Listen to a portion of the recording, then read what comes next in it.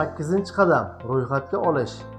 Kuzatuv jarayonida do'stingizga Enverlife platformasi haqida to'liq ma'lumot berishingiz kerak. Ayniqsa, unga Travel Advantage saytidagi sayohat imkoniyatlari, mehmonxonalar, aviachiptalar va boshqa xizmatlarni ko'rsating.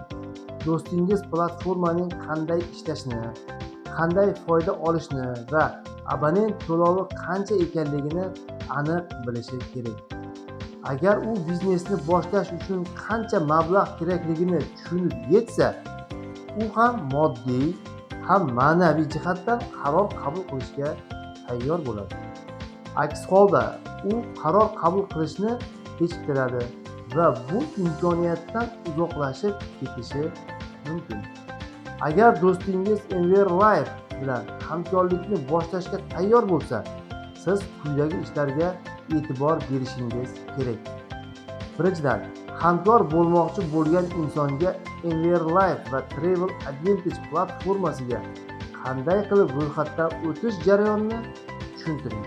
Ikkinchidan, ro'yxatdan o'tishdan oldin unga platformaning shartlari, qoidalari, imkoniyatlari haqida tushuntirib bering.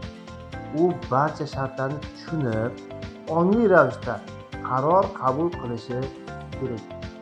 Uchinchidan, ro'yxatdan o'tish jarayonini birgalikda amalga oshiring va Travel Advantage platformasida akkaunt ochishga yordam bering. To'rtinchidan, hamkor ro'yxatdan o'tgandan so'ng unga Travel Advantage platformasidan qanday foydalanish, sayohat bron qilish imkoniyatlarini birma-bir ko'rsatib chiqing. Beshinchidan, har oylik abonent to'lovi $120 ekanligini va uning afzalliklarini tushuntiring. Ayniqsa, quyidagini alohida ta'kidlang.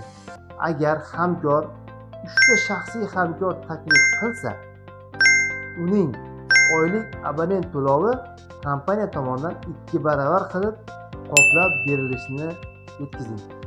Bu esa hamkorga deyarli bepul foydalanish imkoniyatini beradi. 6-dan, yangi hamkorni jamoangizga qabul qiling va uni samimiy tabriklang. U o'zini jamoaning bir qismi deb his qilishi kerak.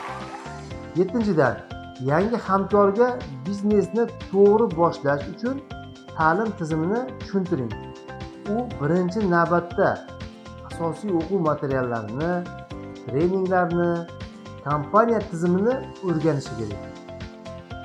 8-dan, biznesga kirmoqchi bo'lgan insonga hech qachon qarz bermang. Har qanday biznes kabi bu tizim ham insonni o'z qarori va o'z mas'uliyati bilan boshlanishi kerak.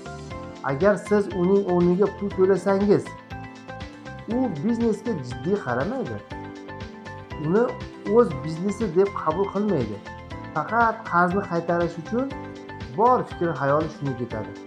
Bu esa kelajakdagi muvaffaqiyatga salbiy ta'sir qiladi. 9-dan, yangi hamkor chiqarishda shoshilmang.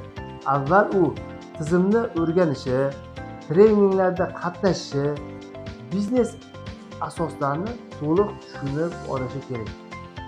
10-dan, siz kuzatuv ostida bo'lgan, lekin hali qaror qabul qilmagan insonlarni yangi hamkor ro'yxatdan o'tayotgan jarayonga guvoh bo'lishiga taklif qiling. Bu ularning ishonchini oshiradi, tizimni real misol orqali ko'rishlariga yordam bo'ladi. 11-dan, yangi hamkor ro'yxatdan o'tgandan keyin 48 soat ichida birinchi o'quv darsini albatta o'tkazing.